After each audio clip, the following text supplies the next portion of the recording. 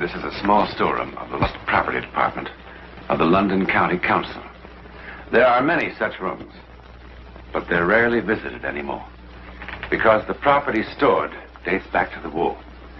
Property found on the streets or in the bombed-out buildings, all waiting for claimants who never appear. Like this cheap copy of Venus de Milo, meant to stand in some garden. The ages have claimed her arms. The war claimed her head. Like on what mantelpiece do you suppose this old clock was standing when the bomb hit? Calmly ticking.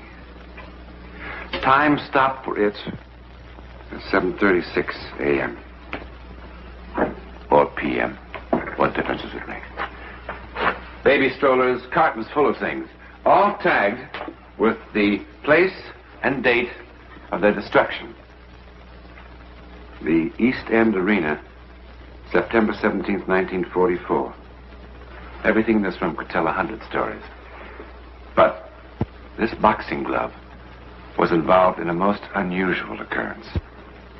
When, on September 17th, 1944, that dark and heavy curtain to the world beyond our five senses, the psychic world, was lifted for a moment.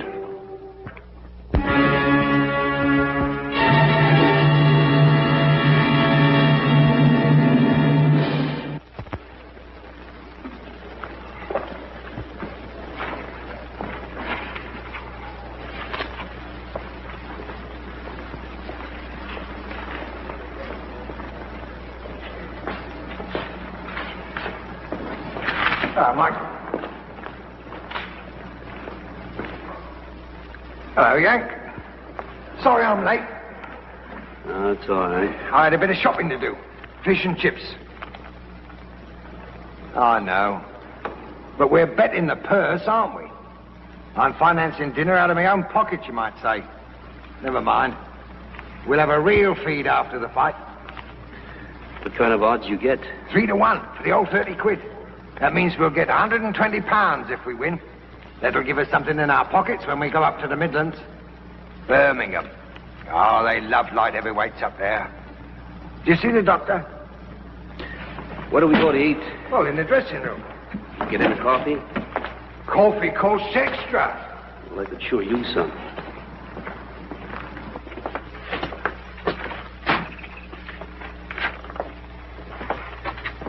Oh, this is sure crummy.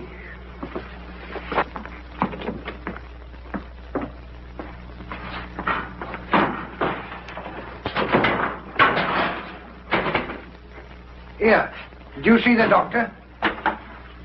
Yeah, I saw him. Oh, Whitey. Please, go get some coffee. Oh, what do you want coffee for? It'll only keep you awake. I want you to have a couple of hours shut-eye before the fight. Coffee never bothered me. You know that. What doctor? How do I know what doctor? Well, you must remember something about him. I walked up the street and there was a doctor's office. What street? Queen Street. Oh. That would be Dr. Duggan. Yeah, I think so. Yes. He has a big sign hanging out over the wall, like a blinking cinema.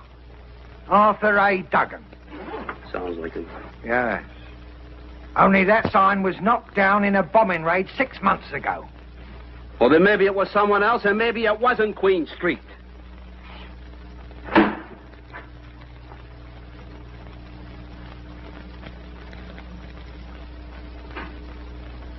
All right, Wendy. I lied to you. I didn't see any doctor. You know, I'm getting too old to fight. It's the only trade I know. You know something, Whitey? The Army wouldn't even have me. That's why I'm in the Merchant Marine now. And why don't you ship out? Oh, I intend to. But I just wanted a little money. I got my eye on a bar and grill. You ought to see this place. It's a real pretty place. That's a pub. It's a nice little place up in Hoboken, Wayne. Yank, don't you realize you're risking your life? That it's my life, isn't it? What am I supposed to do? Sit out in front of some fight club with my cap on my knee saying, please help the poor? Well, I don't like it. Whitey, you don't have to like it.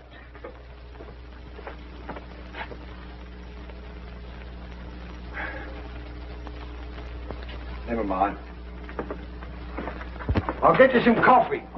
Anybody mention coffee? Ah, I take it this is your fighter. Mr. Sanderson, Yank Dawson. He manages the other fella. How are you, Dawson? Sound in wind and limb, I hope? Why? Well, I hope so. I really hope so. This my boy's a bit of a savage, I'm afraid. Not much skill, but when he hits somebody, bang, bang. That's all she said, as you Americans would say. Here, drink up. My tiger's late. I'll get some fresh for him when he comes in. Right, Mr. Sanderson, thank you. No, Yank. You do remind me of somebody. I was in the States for a bit before the war. Saw a man fight there. You're very like him. Denver it was. Did you ever fight there? 150 million Americans. Stands to reason 2 of them can look alike. No, couldn't be the same chap. The man in Denver had a terrible accident not long afterwards. They won't let him fight. Broke his head right open, I heard. Right there. Must have been someone else you saw in Denver, because I never fought in Denver. You're a fool to be fighting, you know. It's a nasty scar. You're quite sure you're all right? Why don't you mind your own business? Of course he's all right. Well, I hope so. I really hope so. Why don't you get out of here? All right, yes, I'm just going to find my tiger. We don't worry about accidents here, do we, Whitey? Not with old Paddy Terhune about. Who's Paddy Terhune?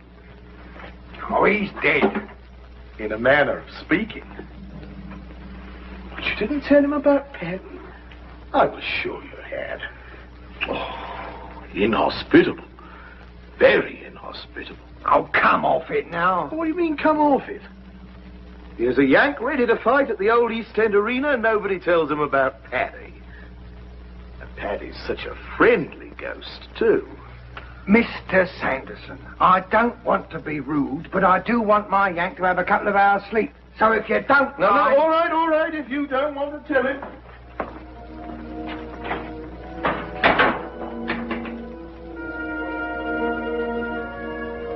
Well, little rub down is what you need. Help you to get some sleep. Tiger. Alfie Jones. Tiger, mind you, he's very clever with his hands, though. You want to remember that. That's why I told you to crowd him. Understand? Keep crowding him all the time. What was all that about a ghost, Winnie? Oh, you don't want to pay no mind to Sanderson and that stupid story. It's just childish superstition. Well, tell me anyhow. Look, you're going to fight tonight. I'm not going to fill your head now with a lot of silly twaddle. Oh, I've had so much bad luck in the last few years. I guess I'm just getting jumpy, Whitey. I'm sorry I acted like a kid. That's all right, boy. I don't know why I made such a fuss about it myself. Like Sanderson says, Paddy Terhune's a friendly sort of ghost anyway. He was Empire middleweight champion when he was only 18 years old. Back in 1905, that was.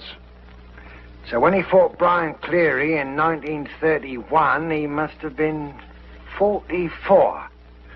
That's getting on a bit for a boxer, you know. And he wasn't Empire champ no more. He had a gold watch, a few good memories, and a blood clot, what nobody knew about. He fought Brian Cleary right here in the East End Arena. Brian liked the old boy. Wanted to make it quick like, you know. So he knocked him out in the second round. That was an act of mercy, Brian thought. Only that blood clot of Paddy's got dislodged. He died before they could get him into the dressing room. Well, that upset Brian a bit. Of course, he soon got over it, you know. I mean, he knew it wasn't his fault. Only 4 years later, Brian went crackers. Just before a fight one night, he suddenly started raving and swearing something awful.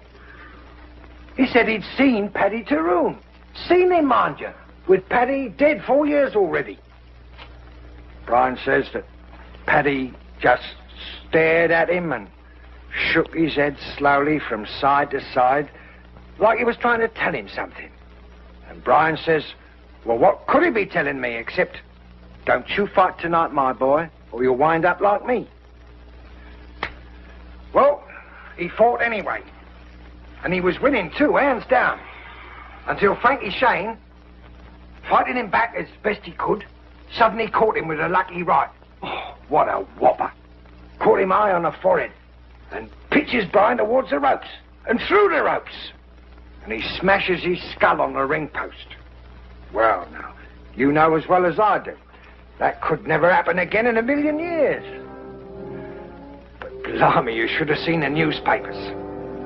Ghost of East End Arena, they said. Paddy Tyrone back from the dead, and all that sort of tripe.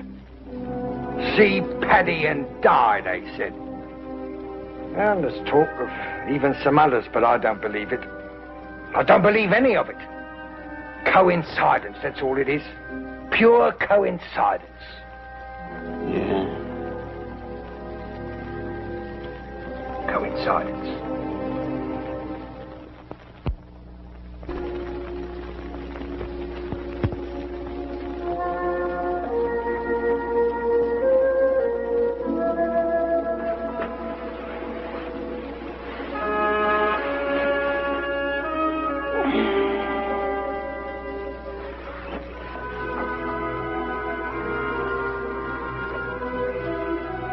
Who are you?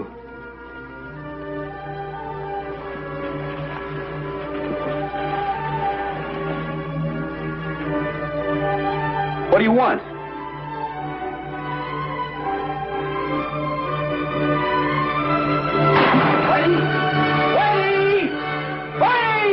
What's going on here? There, Whitey, I saw. Who? The fellow you were telling me about, Paddy Tyrone, he's standing in there. Ah, you must be dreaming. He's in there, I swear. Look for yourself.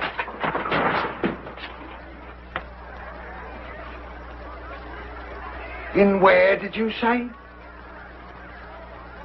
Believe me, Whitey. He was standing right here, and I wasn't dreaming. You weren't dreaming, Yank. What kind of a ghost takes his leave by the window? I'll tell you what kind. Come on, I'll show you your ghost.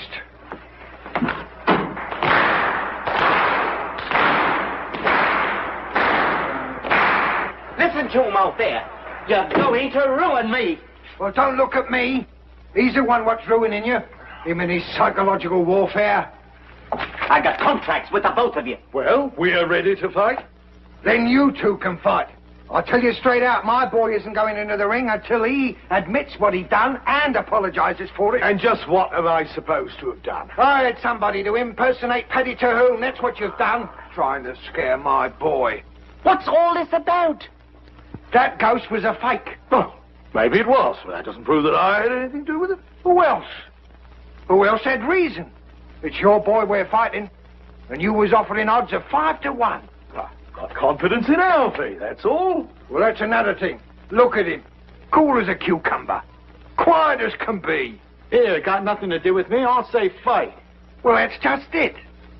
Your opponent saw Paddy Tyrone, and you say fight. Aren't you scared you're going to kill him? Cleary and Kawicki saw the ghost and they was killed in the ring.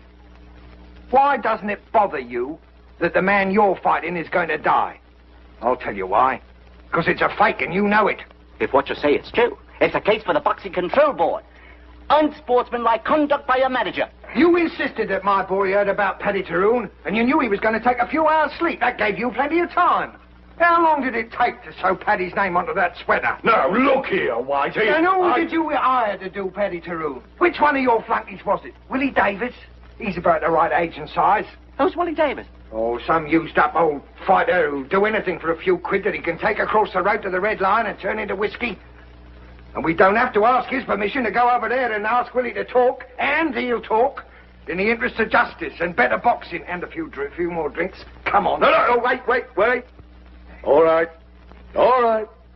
I did it. There you are, you see. Willie played the ghost. It was my idea.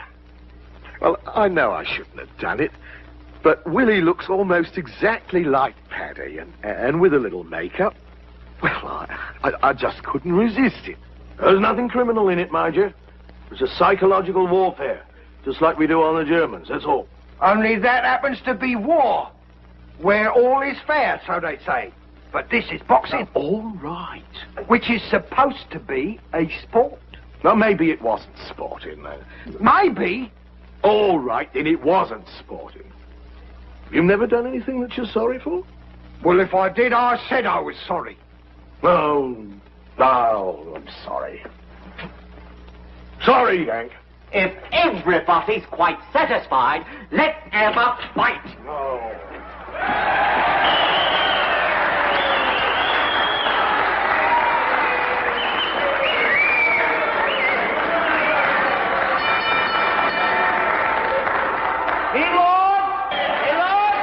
Ladies and gentlemen, Eastside Sporting Club, St. Lawrence promoter, 3-minute round, Cheapside Zone favorite, 11 stone, 9, Alfred Jones.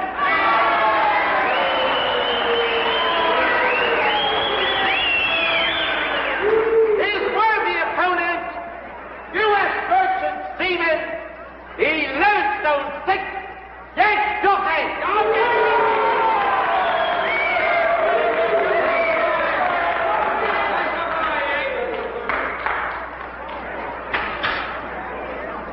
Another rule, get on the street fight. Shake hands. Come on, buddy.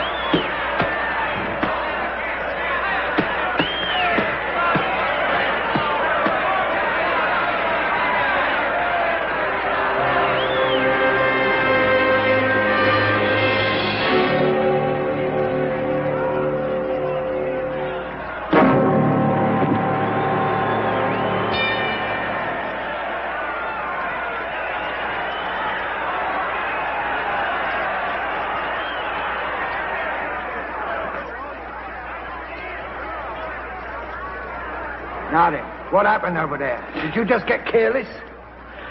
That fellow I saw in the dressing room. You know, Davis? Well, what about him? He's sitting up there in the last row. I saw him. It kind of confused me, I guess. So Sanderson's still up to his tricks, is he? I'll flay him alive.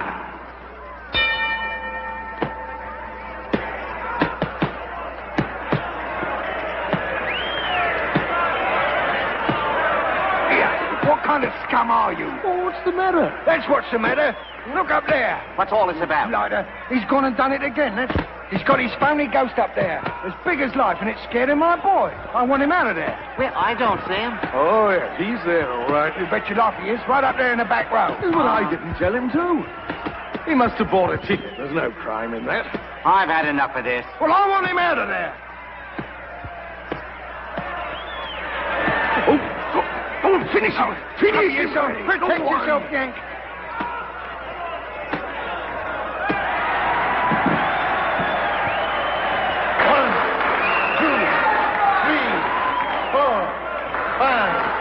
6, 7, 8, 9, 10.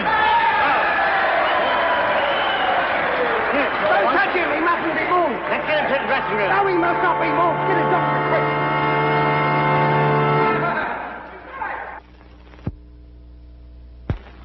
quick. Easy, Yank. How do you feel? All right, I guess. You want to try to sit up? Yeah. Will it be all right, Doctor? Yeah, he's had a slight concussion, but he'll definitely be all right. Yeah, hear that, Yank? You're going to be fine, boy. I didn't say he'd be fine. I said he'd be all right. No more fighting, Yank. You hear that?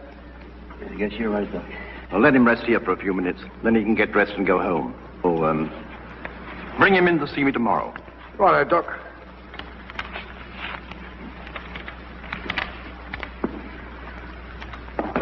Look here, White here. I'm sorry about all this. So you should be. Lot of nonsense. Your boy would never have beat him if he hadn't been distracted. Is there a Mr. Sanderson here? I'm Sanderson. Mr. Sanderson? Yes? It's the devil's own time finding you, sir. Do you know this man? Yes, Willie Davis. Why were you sitting in the back row, Willie? Beg your pardon, sir, but the only place he's been sitting is at the police station. Under the influence, as you can see. But he couldn't. I picked him up in the Red Lion pub. There were some there that said he stole the money he spent there. But Willie said that you'd vouch for him, that you gave him the money. Oh, that's true. How long has he been in custody? Oh, for the last hour, I'd say. That's impossible. Why, we saw him sitting here in this very arena, wearing that foolish sweater not 10 minutes ago. Couldn't have been him, sir. 10 minutes ago, he was still unconscious. Come on, Willie. But I saw him, too, between rounds. I thought Mr. Sanderson was still using psychological warfare. Well, it couldn't have been Willie. Then it was Paddy Cahoon himself. I saw Paddy. I'm going to die.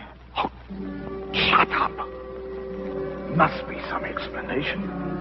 I saw him twice. We all saw him. Not me, remember? I didn't see him. The rest of us aren't all going to die. Oh, don't be ridiculous.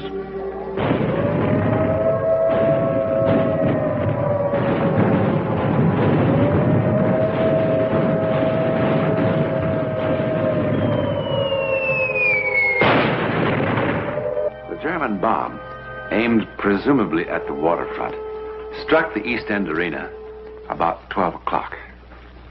The newspapers called it good fortune that only 5 people were in a building that only a few hours before had held so many more. 4 were killed.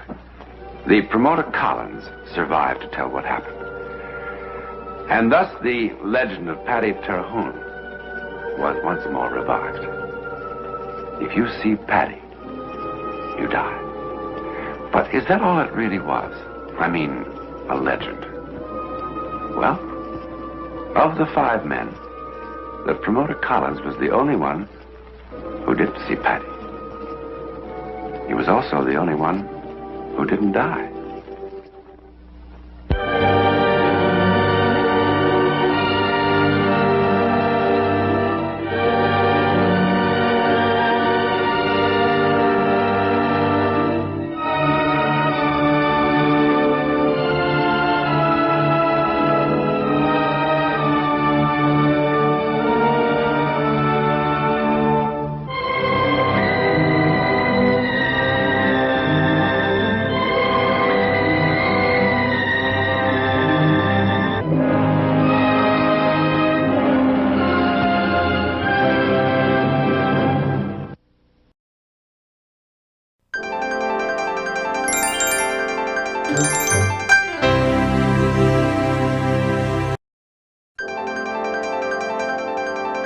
Thank you.